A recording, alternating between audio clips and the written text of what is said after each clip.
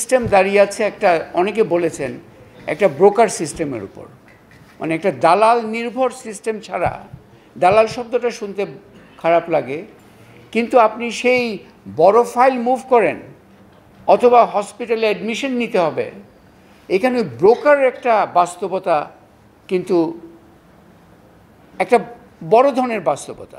এটার অনেক কারণ থাকতে পারে। এটা এই ব্রোকাররা যে এক ধরনের সেবা দিচ্ছে সেটাও স্বীকার করতে হবে।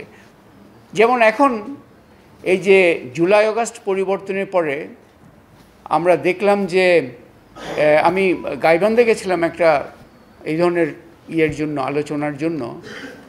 ওখানে সাধারণ মানুষের সাথে একটা বক্তব্য আসলো যে জুলাই আগস্ট পরিবর্তনের পরে দৃশ্যমান দুর্নীতি কমে গেছে, কিন্তু পরের বাক্য হচ্ছে কাজের গতি আরও কমে গেছে।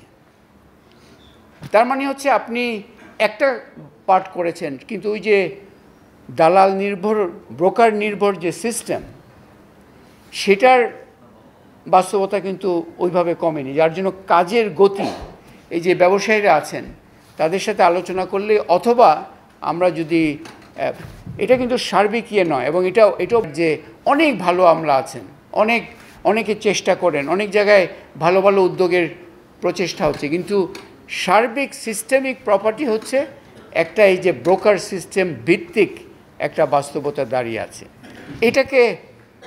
এটার মূলে একটা আঘাত হানাটা খুবই জরুরি যদি আমরা সত্যিকার অর্থে ভালো সংস্কার করতে চাই। দ্বিতীয় আরেকটা খুবই সিস্টেমিক প্রপার্টি, এটা নিয়ে আমাদের সবারই চিন্তা করতে হবে।